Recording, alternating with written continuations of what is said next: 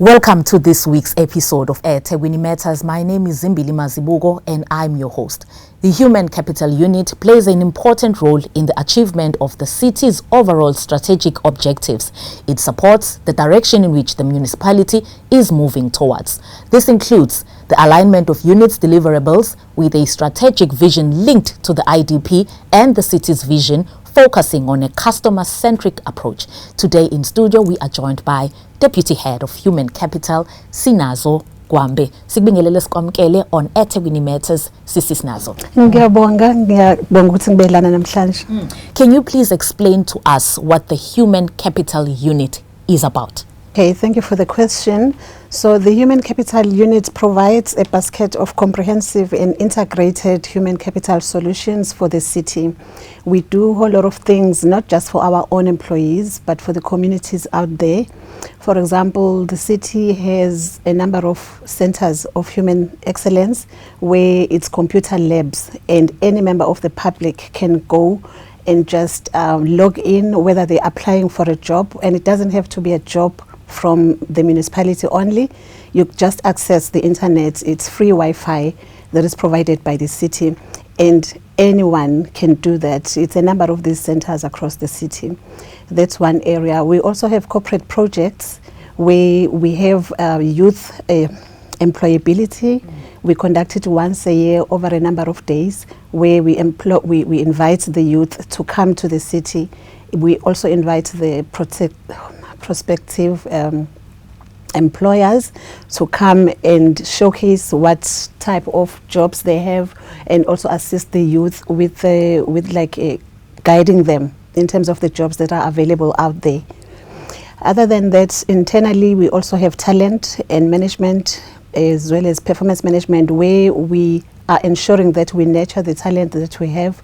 We are able to attract the correct or the right talent, we develop and we retain them internally. But we also have a performance management system where we want to make sure that everyone, when they have the contract, that is aligned right up until the city manager through different levels that they have, and that is being monitored. Yeah, how does human capital maintain balance among the organization, the employees and its customers?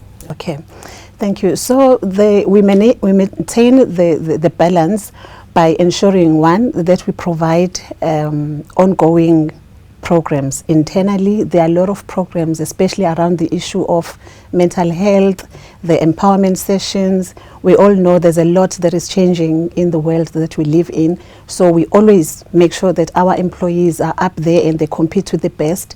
So we conduct the webinars in different topics. We have master classes. We also have the workshops and programs. There's quite a lot. And also the bursaries for our internal as well as external people. We have assisted education. So it's a basket, as I'm saying, it's a basket of the services that we offer, not just to our own employees, but also to the world. Now let's talk about the challenges. What are some of the challenges that the unit is currently facing, and how are you addressing those challenges? I mean, a unit like this cannot function without challenges. Yes, definitely. We are a workforce of plus minus 26,000 employees. So clearly there are issues there. And like with everyone, we are also navigating post-COVID-19 realities. We had the looting, we had floods, and recently there are devastating rains that we've seen. So the employer is quite mindful that employees are impacted in one way or the other. So we have programs again there. We have a program called Sinazo, which is an employee wellness program.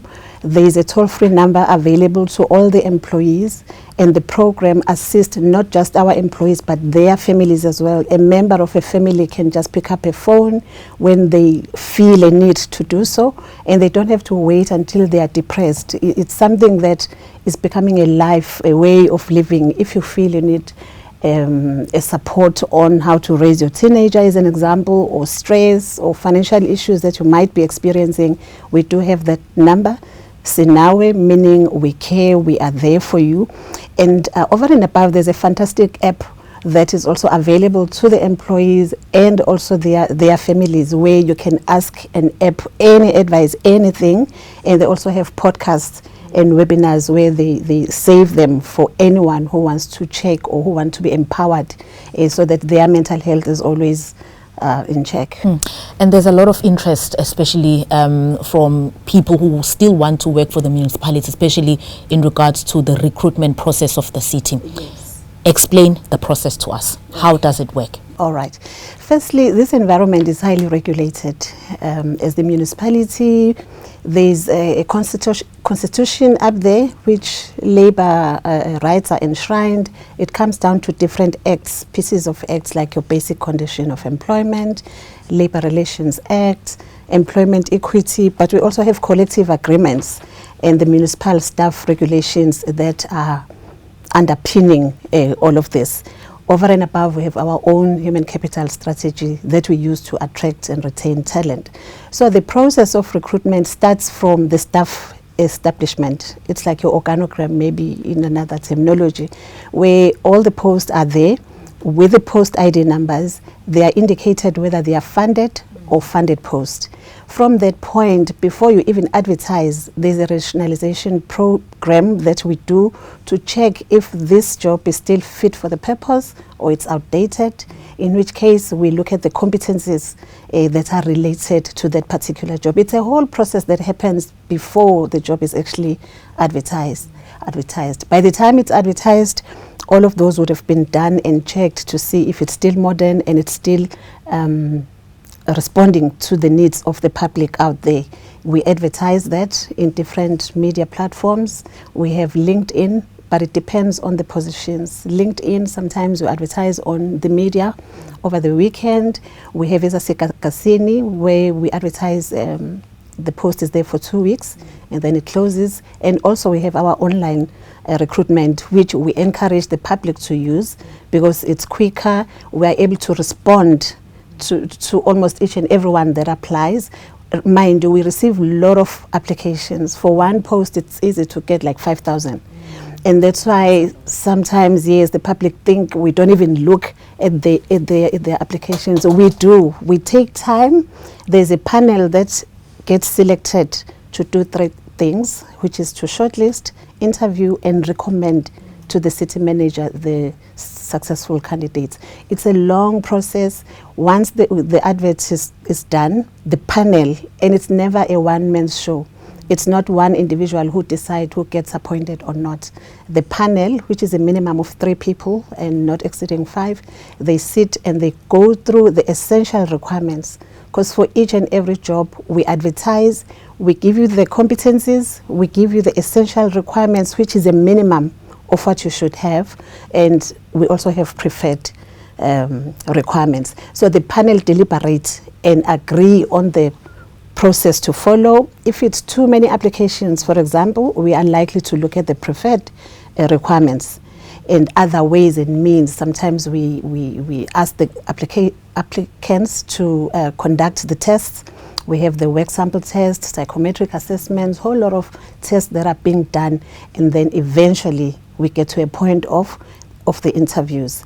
Once the interviews are done, the panel sit down and deliberate again, and then they motivate or they recommend.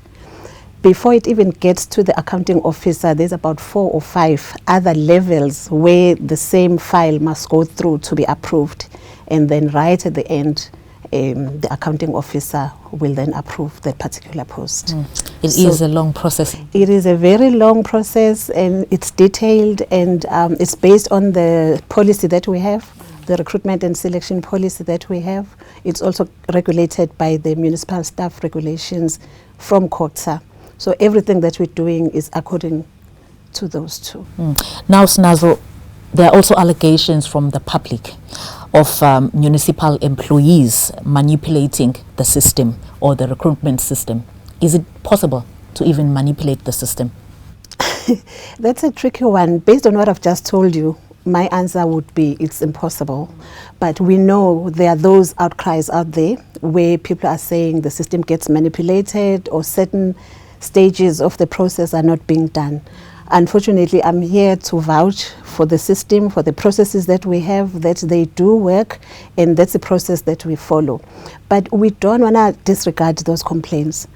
So in the event that there's an employee or there's a community member out there who's aware or who've been approached to say, we'll pay us so much money, we'll get you a job within the eThekwini municipality, that's not how we do things here. Once that happens, you must know that it's corruption, and it's something that can lead you to maybe to be arrested, because we take it quite seriously.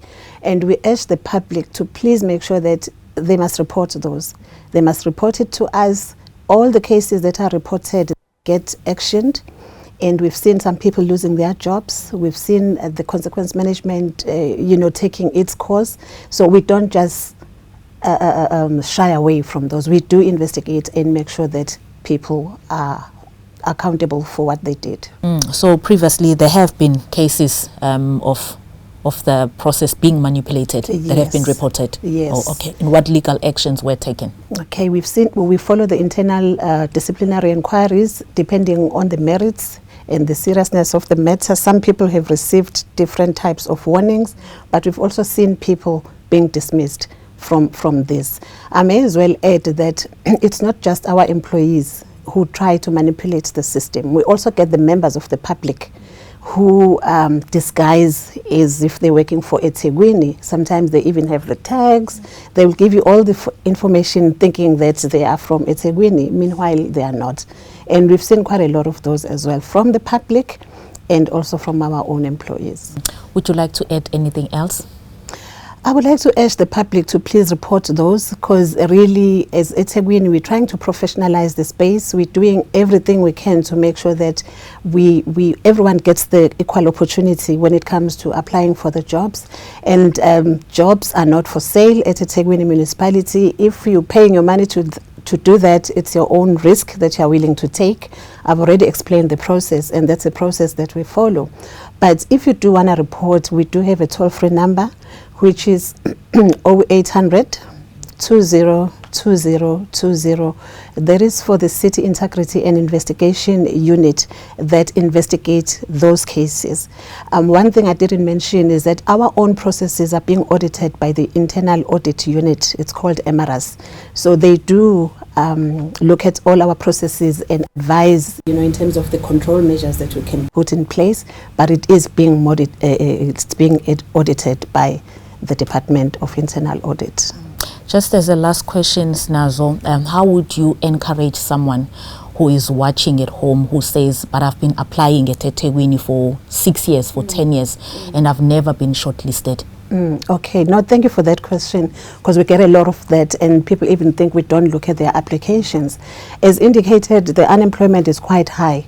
So we find a lot of people applying but not meeting the essential requirements, and that's discouraging even for them, because they think we don't call them for interviews, but we can't if there are people that are already qualifying. So it's very important to look at the essential requirements, at least look at the competences, but also get help in terms of how to structure the CV, because some people will tell us that I was a plumber. They don't tell you from when to when, and you get a CV where people are quite structured and their CVs are easy to read and easy to understand. But also the system, our system works very well. It's so much better than the paper and the application forms that we used, especially pre-COVID. You go to the www.durban.gov.za. Once you're in there, you'll be channeled to our e-recruitment. It's efficient, and we are able to respond to everyone, even if it's 6,000 applicants for that particular job. It's easy to respond to everyone. It's just a click of the button. If you are regretted, you get it. If you are invited for an interview, you also get it at the same time. So the system is working, and we urge the public to use the system and report those actions where people want to sell the jobs. Sinazo, we also get complaints from people with disabilities. Does the city appoint or accommodate people with disabilities? Thank you. That's a very good question, because we are always looking for people with disabilities. But unfortunately, when they apply, most of them do not indicate on the form that they are disabled. If you're applying online, you should indicate that you are disabled and the type of your disability, so that if you meet the essential requirements and you get to be invited for the interview, you are able to provide whatever support that you need. If you are deaf, we should have someone in the panel that will assist you and assist the panel to make sure that you are able to be interviewed in whatever manner that you may be having a disability. So it's one area where we are really struggling as the city, and not because we are not trying. The city is very big on transformation, diversity and inclusion, and we do involve our own employees that are there, but they are not enough. It also assists us with, because they are part of the communities, and the city or the municipality should be reflective of what is happening out there. So we do want them. We even have a help desk for people with disabilities. If you go on the website, you'll see the name of the person that is responsible for it, and that's just how serious we are with employing people with disabilities. Thank you very much, Sinazo, for your time and for coming through to eThekwini. Thank you for interviewing us. Thanks a lot. That was Sinazo Gwambe, Deputy Head of Human Capital. My name is Zimbili Mazibuko, and from myself and the entire team, it's goodbye. Until next time, don't forget to like, to share, and to subscribe.